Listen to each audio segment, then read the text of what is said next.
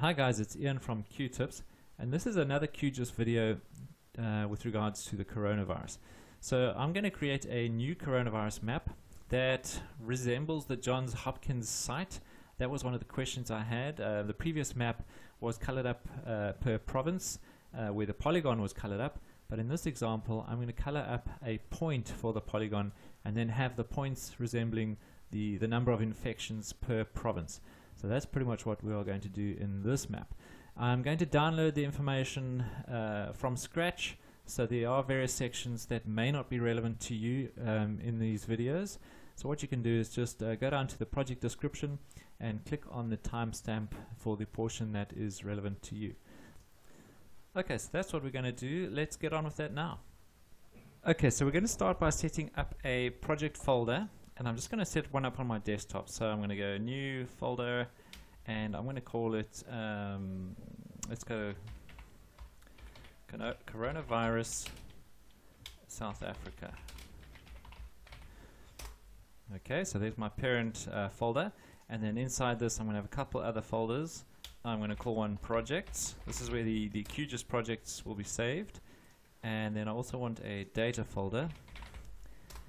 And inside this one, we're going to have a vector folder for the shapefiles. Oop. And then tables. And I don't think I'm going to have any others. In some instances, various projects, I might have other folders called images or raster, etc. So any other spatial data or relevant information might be saved in these folders. Okay, so very briefly, I just want to show you where you can download QGIS if you do not have it. Now I'm not going to go over the installation of QGIS. QGIS.org. I assume you know how to install the software, but this is how this is a site where you can download it. So you can go to download now. So QGIS.org, download now, and then install the version using the installer for your respective operating system. And I prefer to stick to the latest long-term release version, and at this time, at this date, it's the 27th of April 2020, it is version 3.10, and you can choose the bit, whichever bit installer you need. So anyway, so that's pretty much where you can install it, and like I said, I'm not going to show you how to install it. I assume you know how to install software.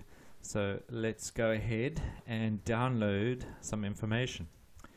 Right, so I'm going to create a map with the world boundaries, country boundaries, and then specifically South Africa's provinces, and then also some of the latest coronavirus information. So I'm going to start off by, I'm just going to type in the search bar here, or the Google search engine. Let's go shapefiles.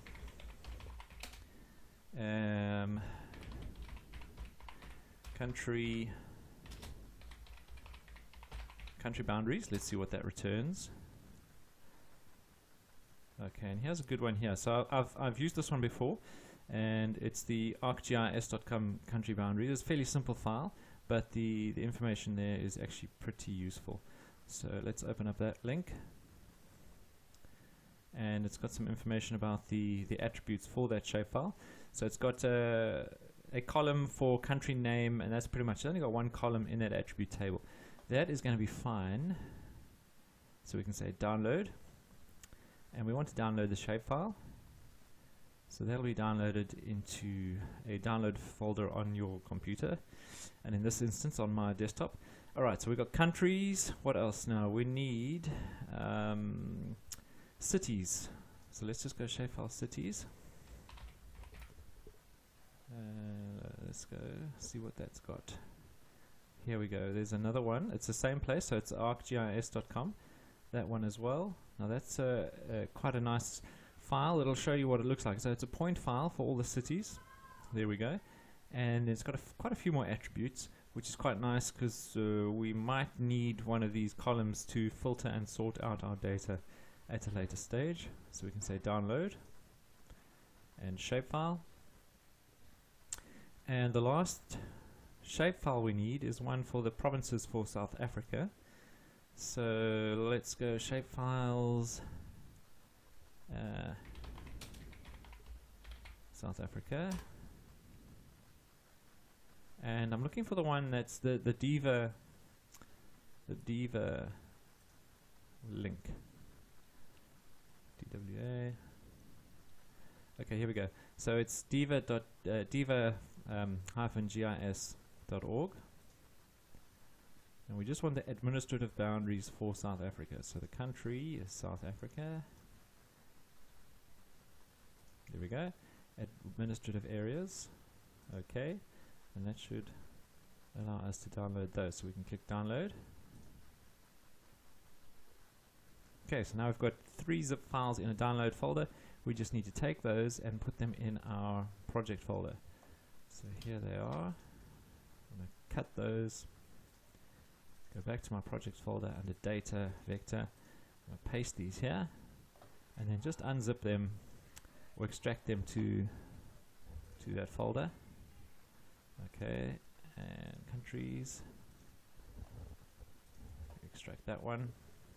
Okay, and then South African administrative. Okay, now on my second screen here, it's just asking me where I want to put them. So I'm just extracting them to a folder with the same name. And I'm going to delete my original zip files. And what you can do then is maybe go and stick these, you can cut these out and put them in the same place if you like. I will very often like to keep the shapefiles in the same themed layer that it is. So for instance, my infrastructure layers I would all keep in a folder called infrastructure.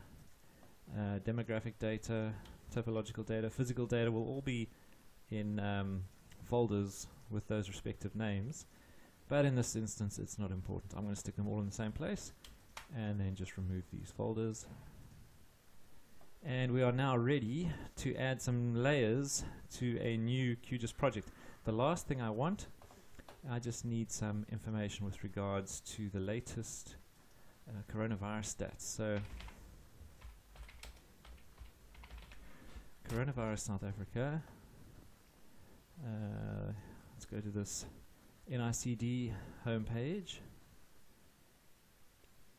and get some latest details. I think you can go to this link here.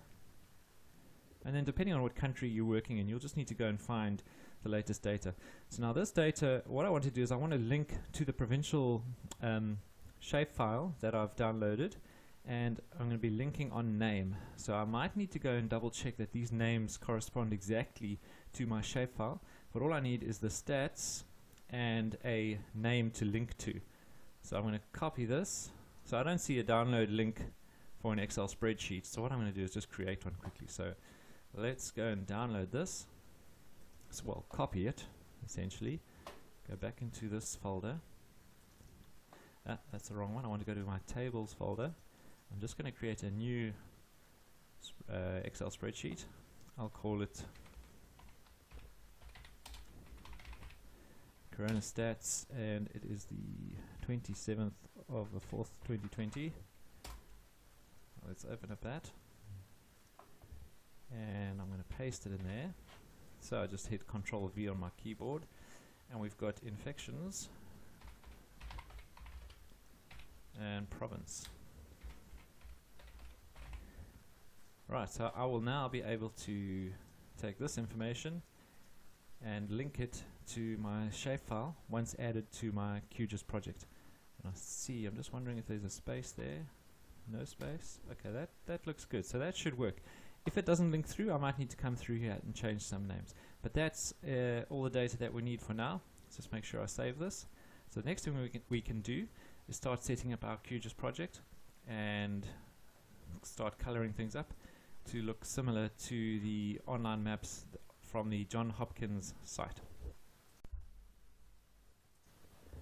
Okay, so this is part 2. We've now got our information, which is all stored in this coronavirus South Africa projects folder. We haven't got anything in the projects folder within that parent folder yet, but we've got our spatial information, which are shapefiles, and then we've also created a spreadsheet with the coronavirus stats for South Africa for the 27th of April 2020. So what we can now do is actually open up a QGIS project and add those layers. So we just double click on our desktop icon to open a new session of QGIS.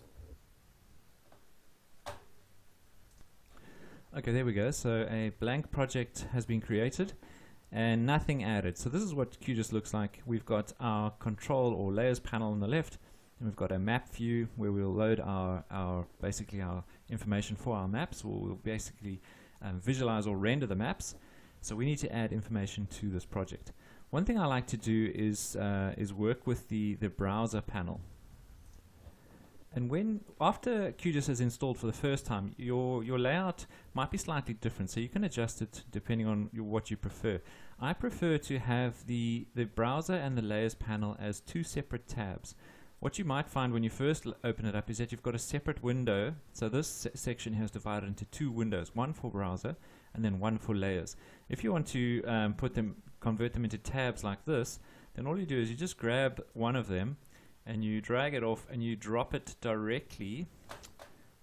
My mouse is playing silly buggers. You drop your window directly on top of the other window, and then it'll convert it into a tab.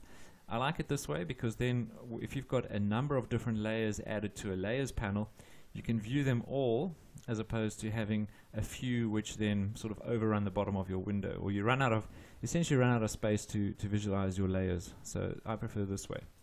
Okay, so I'm going to use the browser panel to add data from our project folder. So what I'm going to do is I'm going to create a link to that folder which is on our desktop.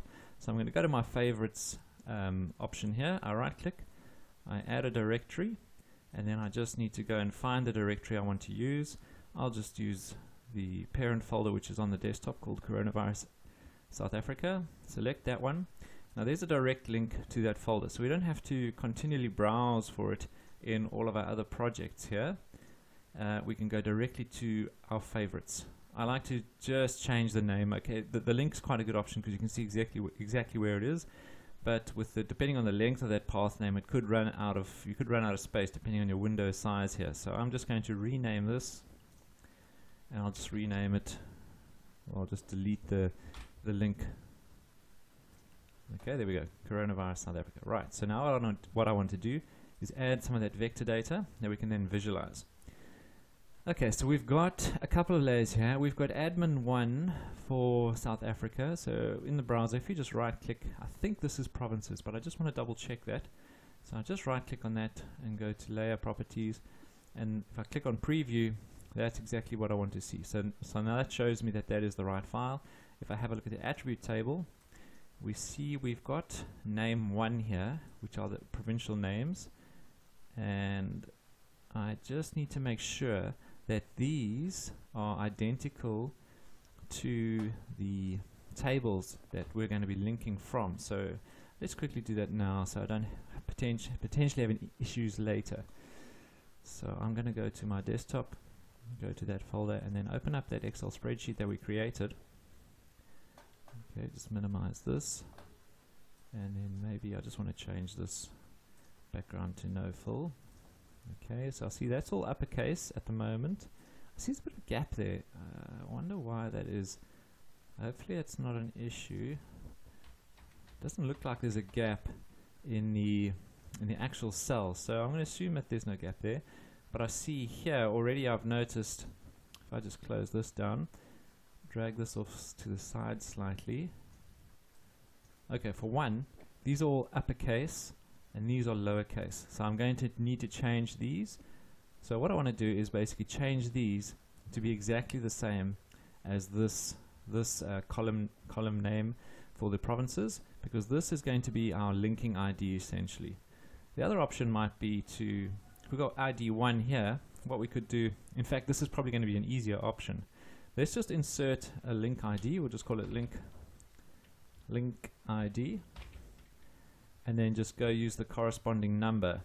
Okay, is this in alphabetical order? What we'll do is we'll just go through. So Gauteng is 3, Western Cape is 10, KwaZulu-Natal is 4, Eastern Cape 1, the Free State is 2, Limpopo 5, Northwest 7. So just creating that unique identifier so that we can link. And this is a far easier way of doing it. That way the spelling mistakes aren't going to come into it. And you can do this if you've only got 10 records, but if you've got thousands of records, that's obviously going to need a different type of solution. Now, unallocated, there isn't anything, so I'm just going to give it a random ID number, because it's clearly not going to link to anything. And I might need to go and check what exactly isolated islands is. Now, this would be islands off the coast. So we've got we've got a feature for Western Cape Islands and a feature for Western Cape on the mainland. So we can just exclude that one and assume that the Western Cape number 10 is the correct one for the number of infections. Okay, so I'm happy that that's going to work. So I'm going to save that. And then I can close that. I'm going to close this. Okay, so now I'm going to be using that one. So I can just drag it across and drop it in my view. And this is what I mean. So we've got an island way down here. That's Marion Island. And it's considered a Western Cape isolated island. I'm pretty sure there's no cases down there of coronavirus, so I'm just going to exclude that from my query. But we can get to that at a later stage. Okay, world cities is another one. Okay, so there's a whole bunch of cities, and then the actual countries. There we go. And what I'll do is I'll just drag this countries below there, and we now have enough spatial information to start creating that map. Okay, so that's what we'll do next. Right, so the next thing we'll do is we're going to style this map up to look like the Johns Hopkins map, or similar to it at least. We might put our own little stamp on it if we prefer various fonts or colors, and then also link the coronavirus table that we downloaded to the South African provincial layer. So I'll just expand this to take up our full view. And what does that map look like? So if we have a quick look at Johns Hopkins. Okay, so there we go, Johns Hopkins. Let's see, there's the map. Okay, I think it's going to open directly onto that world map. It's loading. Okay, so we've got the coronaviruses look like they're stored as points and visualized as points. So we're going to need to convert our provinces to points at some stage. And then we've just got a dark blue sea, purple labels, gray with like a light outline. So, and then your cities that look like that. So that shouldn't be too hard to do. So let's see if we can replicate that using some of the symbology settings in QGIS. So we'll start off by just renaming these. So the layer comes in with the name of the shapefile, which isn't really intuitive. So what we can do is just rename this to, we could be more specific and say South African provinces, but that's fine for now. This world cities, we'll just go cities, and then countries we'll rename to, whoops, I got an underscore at the end there. Just rename that to countries. Okay, and the background is currently white. So what we can do is we can change the project properties. Click on project and open properties. Then we should be able to go to the general tab and set the background color to a similar color. So we might change this later, but let's, something like that. Let's assume the color of the sea is something like that. So if we say OK and apply, there we go. So now I've got a dark sort of sea background. Before I carry on, I just want to save this in the projects folder. So there's projects, and what shall we call this?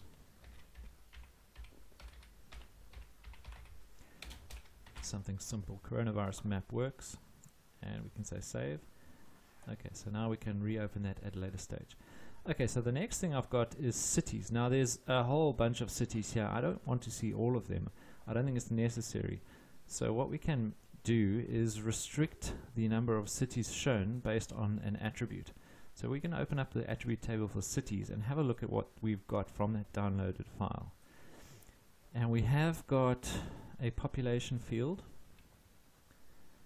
then we've got a status. What type of city is it? Whether it's the provincial capital, the national and provincial capital, other, and we've got a population rank. So I wonder if we just set it at population rank equals 1, what would that look like? So I'm going to go to the source for that particular project, or that particular layer, query builder, and just say population rank equal to 1. Okay, apply, okay. Holy moly. Okay, so there's clearly a high population rank, and it doesn't categorize any South African cities as a population high enough. You probably find the biggest cities like, I don't know, Mexico City, New York. Maybe let's zoom to the extent of those, and we'll see what cities have come up. Okay, so New York, Mexico City, I think that's Bogota, a couple cities in Africa, Moscow, London. Okay, so clearly not the right option. So let's see if there's another option I can use. Okay, so let's go back in there. I'm going to use this query builder and clear it, and then go status equal to, and then just check what all the various values for that status is. So we've got national and provincial capital. Yeah, that should work. Or national capital or provincial capital. That's quite weird how they've got national and provincial, and then provincial and national. So let's see how that works. Okay, actually I need to change this slightly. I need to say status equal to, and then the next one. So clearly I need to go or status equal to national capital, or status equal to provincial capital. Let's see what that looks like. Well, that's really busy. So is it the provincial capitals that have come through? That's too many. So let's see if I can drop the provincial capital. See if that makes a difference. Okay, that's pretty good. That's much better. I have lost a couple cities that I'd prefer to see here, like Cape Town, and then also the Bloemfontein for the Free State, particularly for the South African cities. So what I can do is maybe just try that rank. So if I say or population rank equal to 1, or population rank equal to 2, okay, apply, okay. You know, I think that's enough. We've got Cape Town there, we've got Durban, and we've got Pretoria and Johannesburg, and that really should be enough for regional context, considering we've got these cities for our neighboring countries like Windhoek, Gaborone, and then Harare. So I'm happy with that. So that works for me. So we're gonna, and then once you've set up a filter for any layer, you'll see in your layers panel you've got a little icon here which is telling you that this filter has been set, or the layer has got a filter set for it. Okay, so what's next? Let's set the layers and symbology for countries. So let's go to countries, symbology. Now what was that color? It was like a dark gray. Let's go dark gray, something like that. Okay, and then the outline color was a lighter color. Apply, see what that looks like. That kind of works. I'm sort of happy with that. Okay, so that was using the country's properties. You can also use this little tool over here. If you click on the labeling icon, it also lets you choose the layer styling as well as the symbology styling. The nice thing about this little tool is any change you make will automatically be updated as long as you've got the live date selected. So let's see if we can use that for the labels. So we're going to go country name. Okay, so it's coming through. I think it was purple in the John Hopkins map, so let's change this to the font type we want. Something like, I'm going to choose Arial. Oh, I need to scroll up. This mouse wheel of mine is not happy. Size wise, 10 looks okay. What kind of light purple can we choose? That kind of works. Okay, let's assume that color works. If you know the HTML notation for a color, you can just type it in here.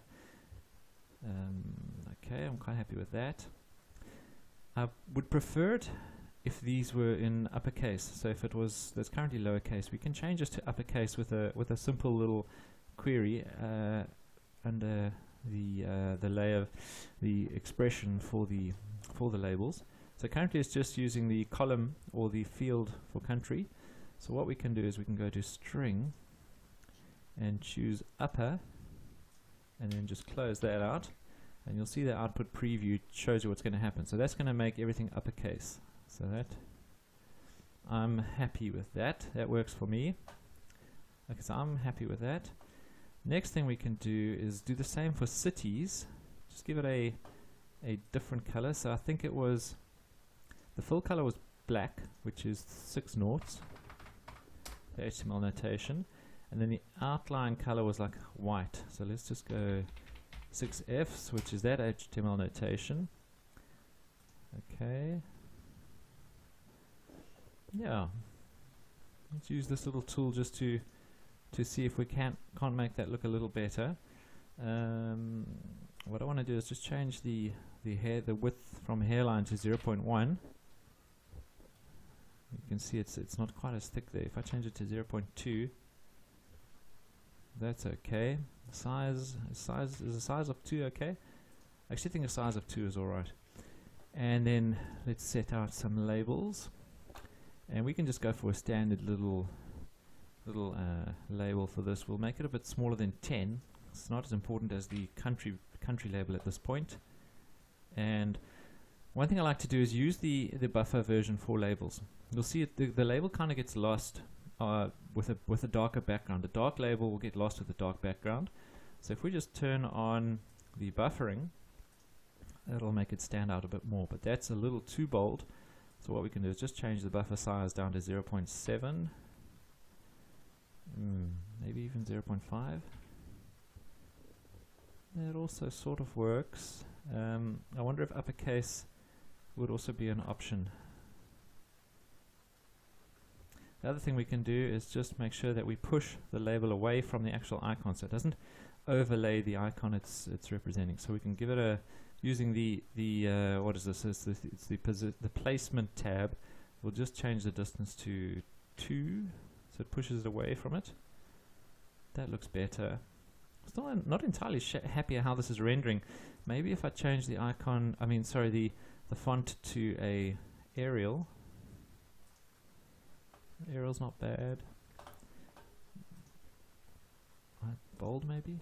I don't like that either. Italic, bold italic, just italic. Let's just stick with italic for now. So this is a nice way to use this tool, or a nice reason to use this tool, is because it's an immediate update. So any changes you make here will immediately be updated there. So if we change the halo to black, for instance, and then the actual text to white, what would that look like? That's another option. That looks, actually, I'm going to work with that. So we've got white text with a buffer that is black, or a halo that is black. So let's go with that. Okay, so let's leave the cities for now. So the next thing we want to do is have our provinces. So let's color up those provinces, and I'll use that tool again. I've just closed it down, but let's use that again. So we go provinces, and I'm going to change this to no brush, and then also make it the same. So I'll make it a white boundary, but I'm not entirely sure what the thickness is. It's probably 0.25 or 0.26. Oh, that is 0.26, but pretty bold. So what I'll do is I'll just go and have a look at what the symbology is for countries. Okay, it's because it's this stroke color.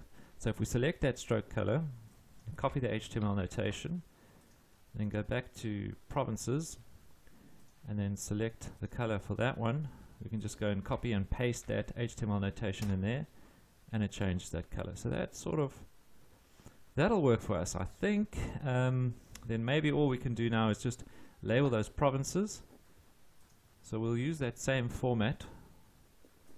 So we go single labels, and we want to use the name. So there we go, that's fine. We'll go choose Arial again.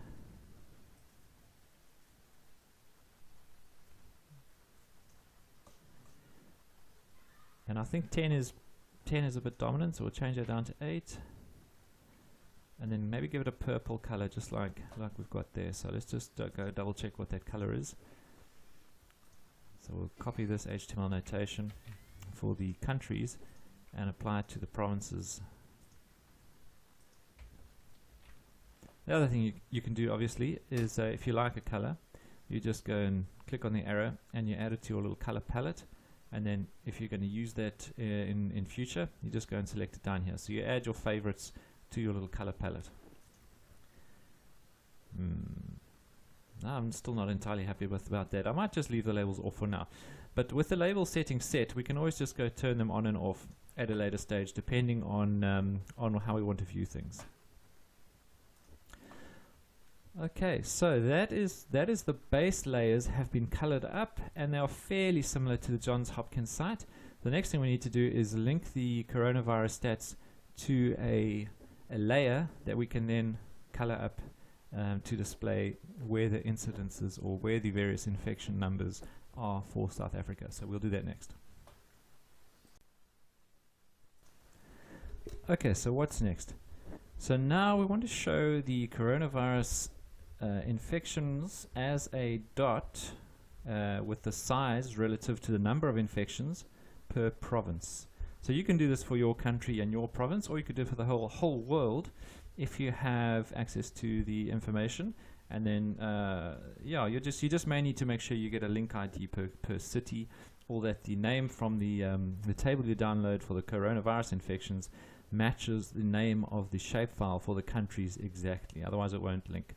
So we've already done that using a little link ID in our Excel spreadsheet, so we're not worried about that. I'm happy that that's going to work. But what we want to do is we want to display it as points. So what I am going to do is I'm going to convert the provinces into a point file so we can use the centroid or the central point to label and then also to symbolize the number of coronavirus infections. So we'll start with that. So the tool we're going to use, it's a vector tool, and it's a geometry tool, I think it is. It's centroids. So where is it? There it is. So centroids. So we click on that, and it chooses, or it automatically chooses, but we need to make sure we choose the right polygon to convert into points, and provinces is correct. And it's going to create a temporary layer, but I want this to be a permanent layer. So I'm going to go and search for a place to save it onto my hard drive, which is in that file and for that folder which is on my desktop, in the vector folder, and we'll just call it so we call it provinces, and then just underscore cent for centroid. I'll save that and run that and then see if that worked. Okay, that did work. Okay, so now we've got centroids for these provinces. So that is the centroid for a polygon. So what you see in the case of the Western Cape is the centroid doesn't necessarily sit in the middle of the area, but it sits in the middle of a potential centroid. So if we drew this as a rectangle as the full extent, then the centroid is in the middle of that extent. So that's why the centroid doesn't sit quite in the middle of the shape. So that's not a problem. We can just go and edit that. So just make sure you choose the point file you want to edit. Select the little editing tool, and we want to move it. So I'm going to choose a move tool from the advanced digitizing toolbar. So I just right click up here and I choose advanced digitizing toolbar, and then I'm going to move. So I want to select the point I'm going to move. Just click on the option here that says move features, and then just go click where I want it to display. Oh, okay, there we go. I just click once, then move, and click again, and then the selected feature will be moved off. I think the rest are okay. I could possibly change the position. Oops. I could possibly change the position of the free state centroid to be a bit more centralized, so it displays actually that was okay there. I'll move it back there. Maybe the northwest can come down a bit. Otherwise the rest seem okay. So let's see how that works. So I'm going to stop editing, and I want to link to the centroid shapefile. So we're going to use the ID, which is the corresponding ID to the column that we created in that Excel spreadsheet, and then we'll link and see what that looks like. Okay, so to link an external spreadsheet, you first need to add it to your project. And for an Excel spreadsheet, you can add it using the data source manager. So I'm going to click on that, and then using my vector tools, I want to go and search for it. So it's in my tables, and there it is there. Now you could also go and choose, to make sure you choose the right one, or the right file type, you can go and choose the file type down here. So this would be Microsoft Excel. Maybe not that one, because it's a more updated version. So it's Microsoft. Is it this one? Yes. Okay. So you see, when we had all files, it showed it anyway. So, but if you had a number of different tables in here, you might want to choose the file type to make sure you choose the right file. So that is the right one. So I'm going to say open and add and close. And then every time I add a new table to a project, I just want to make sure that it's coming in properly and that the table or the columns that I expect to see are there. So we've got our link ID, and remember we created a random link ID for unallocated, because there's not going to be an unallocated feature in the provinces centroid or shapefile. Okay, so there we go. Now I just need to link that to our provinces. So we can open up the provinces, go to layer properties, and then go to the joins section. And we're going to add a new join. So you click on the little green plus sign. Now it's asking you what layer or table do you want to join to the layer properties of the shapefile that you've just opened. So we're joining two provinces because we're inside the layer properties for provinces. We want to join the coronavirus stats. So we'll go and choose that table. There we go. And now this is the join field. So we created a link ID, and we're joining to a target field, which was ID_1. We say OK, and then OK again. And that should be successful. So now we can open up the attribute table, and we should have 3 new columns. 2 new columns. There we go. Okay, and that's what we expect to see. Now you see the field name gets a sort of a prefix from where it's coming from. So we can actually change this to be a bit more, a bit neater. So first of all, you can change this to something else. So we can rename this to, let's just call it coronavirus or infections, let's say. Infections. I'm not sure if they would have updated. Let's have a look at that attribute table. Okay, so what we can do is we can break that that link. So we'll just break the link and add it again. So infections, link ID, and then we're linking to ID. And the other thing we can do is we can actually just come in here and change the prefix for that linking table. So you can change the name, and you can also change the prefix. So you could have done one or the other to think, now that I think about it. But infections, let's just go INF. Okay, and you'll see what that looks like. We'll say OK. So now our new columns that are linked should have an INF prefix before them, so you know that they come from a different place. There we go. Perfect. So the next thing we can do is color up using these values. So what we'll do is we'll open up the layer properties, and let's do it using this option here. Let's see how that works. So we're going to color up using the symbology from this layer styling option, and we want to use a graduated symbol. Okay, that works. Equal count 5 classes. Let's classify and see what that looks like. Okay, I need to make sure I choose the right column to color up on. So it's a number, infections, classifier. Okay, so currently it's coloring up based on color. So the darker colors will have the higher number of infections, the lower numbers less.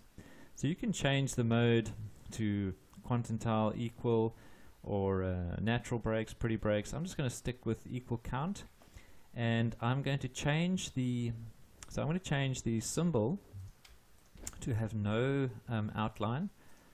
So I'm going to change this to no pen. Okay, let's go back. So now they've all gone to no pen, and then I'm going to have them all the same color. So I'm going to select them all, and then I'm going to change the color, and I want them all to be dark red. Okay, and we won't be able to differentiate between them because of the color, but I want to do that on size. So now I'm going to just double click on each of the separate icons. Let's make this 25. Ooh, you see, okay, that looks good. We'll make the next one 20, maybe less, maybe 18. And the next one, we could maybe make this 12. And the next one, 8. And maybe 4. Okay, you're kind of getting to look almost identically to what the John Hopkins map looks like. The only thing I would change really is maybe make these a bit more transparent. So if I click on my layer rendering at the bottom here, I can change the opacity down to 50%. I mean, 50% is a bit much. 60% is pretty good. And now I've got a similar look to that John Hopkins map. The last thing I would do, because I think that's pretty much what they look like at the moment, is to then label this. So I'm going to go labels, province count, or centroid. I'm going to go single labels. I'm going to label on that new infection. Okay, there we go. And I'll give it a buffer, a black buffer. So 6 noughts is black, so I just typed in the HTML notation there. And then I like it to have a yellow color. So this is going to stand out quite nicely. A yellow icon or font color, sorry. Move this down there. There we go. And the other thing we can do is we can place these labels directly on top of the centroid. So we just choose cartographic. No, is it not? It's offset from point, I beg your pardon. And you can choose where to put that point. So we can put it slightly underneath, up and to the right, up and to the left, or directly on top of that point. So I'm going to put it directly on top of the point, and that kind of works. So there we now have the updated coronavirus infections for South Africa displayed on this map. Does that look similar to the Johns Hopkins map? Fairly similar. And that's how you do it. So the next thing you might want to do is in 3 or 4 days time you want to update the values. Then all you need to do is update the values for this shapefile, for this Excel spreadsheet. So if you go in and write over the top of the spreadsheet, it'll update automatically. Otherwise, just go and create a new link and duplicate this layer and do a link on that, and then you can turn on and off between the two options. So maybe that's something I can show you, and I'll do that in the next section of this video. Right, so let's do that. Let's go back to that web page. And my search was coronavirus South Africa, and I used the NICD homepage. Now there should be a couple of historical updates from previous days, so I'm going to go look for those. I don't have to go too far in advance. If you had data from a month ago or every day for a month, you could do this for every day and then compare the changes. I'm just going to go back a couple days and see what the difference is. So here we go. We've got the case data, and so I want to copy this table. Copy this table. I'm going to copy this table There we go. Copy all of that, and we create a new spreadsheet that I can link to. So it's a table. New. Okay, let's call it. It's for the 24th of the 4th, 2020. Here we go. And I'm just going to paste it in here. Delete the first record. I don't need that. This was cases for the 23rd of April. Oh. 23rd of April. These were cases, new cases. These were cases for the 24th. So let's go 24th April. These were percentage total, so I'll just leave that at perk. There's my province name, and I just want to create an ID like I had previously, so I'm going to go insert, and I'll call that link ID. And now I just need to make sure I got the right. I'm going to delete these. I don't know why there's spaces here. I'm going to delete these records, so just so that it flows. And I don't need any styling for this table, so let's actually turn off any styling and any bolding. And also, I don't need any color. You don't have to do that. I just prefer to see my data like this, because I just worry that any changes are going to affect the how it links through. It probably won't, but anyway. Okay, so I need the same link ID. So let's just drag this off to the side. Open up that table. I'll open up this table here. Okay, I should be able to see that. So the Eastern Cape was 1, the Free State 2, Gauteng is 3, KwaZulu-Natal 4, and so on. Mpumalanga 6, Northwest 7, Northern Cape 8, Western Cape 10, unknown, unknown, unallocated, same thing. And this really doesn't need an ID either. Okay, but at least they're unique. Alright, so those, is that being treated as a number? It's not important as long as this one's a number here. So let's save that and then add it to our project. Okay, so let's close that down. We add this new spreadsheet. So this is the new one. See what it looks like. Okay, so this is something to note. Something has happened here where it is treating this as a record instead of a column. So I need to go back into that Excel spreadsheet and just make some changes there. That can sometimes happen. I'm not entirely sure why it's happened in this case. So that needs to be treated. There could be some other values here. I don't know why. Maybe it's because of that. Old cases, new cases, today. Okay, let's see if that works.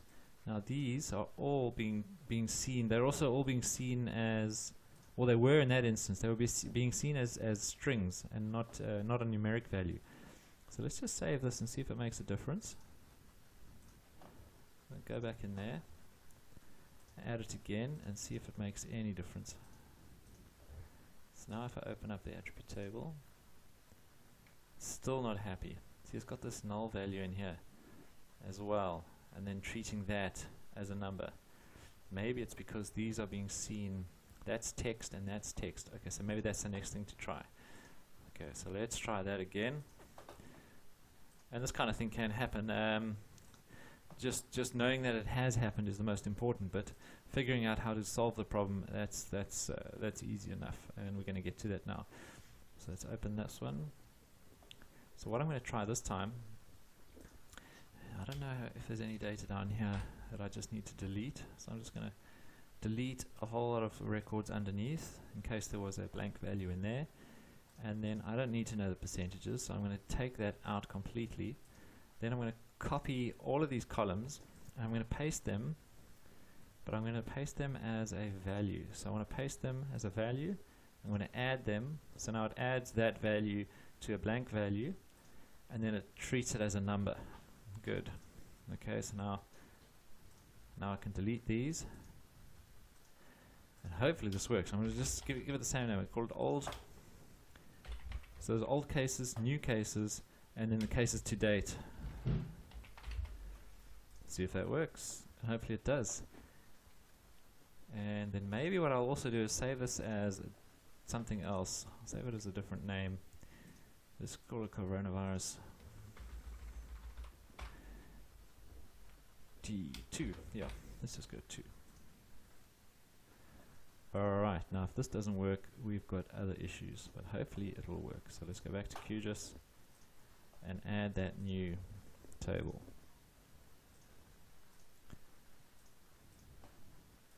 And what have we got? It worked. Okay, so I get a feeling because it was in Excel, it was being seen as a string, then it was treating that as a string, and then giving it it wasn't giving it the correct field name. So by converting it to a number, we forced it to be a number by copying all of these and then pasting them as a value and adding them to the blank column. Then it forced it into a number. Now in the past, I would just select the column and then change the format of the column, but I found that isn't always a sure bet. But when you copy it all and paste it as a value and then add it, that does convert it to a number. Okay, so flip, that took a while, but at least we've got it as a number now, so we can close that. And let's just rename this. It's called old infections. Or historical infections, whatever we need. I'm going to duplicate this layer. Okay, so there we go, we've got duplicated that layer. I'm going to remove the join. So I'm going to remove that join. I'm going to join it to the new one. So it's old infections, same link ID to ID. Okay, apply. Okay. Now let's just see if we turn that on and turn this off. Okay, now I just need to make sure that, okay, because what it's currently doing is using, in this example, it's using a different field. We don't have the same field name in our new column, so we just need to go back in here and choose the right field. So infections is old infections today. Apply. Okay, there we go. So has it I mean, look, it has changed, but we maybe need to change the size of these values to get an accurate reflection. So what we can do is let's just turn that one off for now, and we'll go in here, and we're going to choose provinces copy, which is maybe not the greatest name. We can rename this to old infections, and then we'll just go and label it the same. Okay, that's the same issue. So the labeling is fine. We just need to make sure we choose old infections. There we go.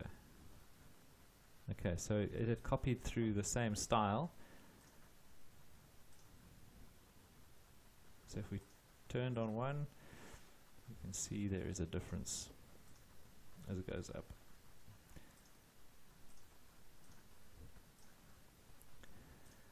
Okay, so what you could then do is save this out as an image, and then save that out as an image, and you could have some sort of rendering package to create a video to compare the two. The other thing you might want to do is, if you want to save this as an image or just a screenshot, if you just type in Control, Shift and Tab on your keyboard, it moves to full view. If you do Control, Shift and Tab again, it'll go back to the normal view. So that is an option if you want to view something. You're viewing something on a projector and you're doing a presentation, and you don't want, I mean, the people you're presenting to don't need to see all of this information. Just again on your keyboard, Control, Shift and the Tab key will take you to the full view, and Control, Shift and Tab key will take you back to the previous view. So anyway, that's the idea. So that's how you can compare two data sets you yeah, just download the data set sheets or create spreadsheets for the different days, and then link it to the same data set, and you should be able to turn on and off the layers just to compare the two. Okay, so that's all I really wanted to show you with this video. Using South Africa as an example, you can use your country with your provinces and see if you get a similar result. Otherwise, good luck with that. Till next video. Cheers.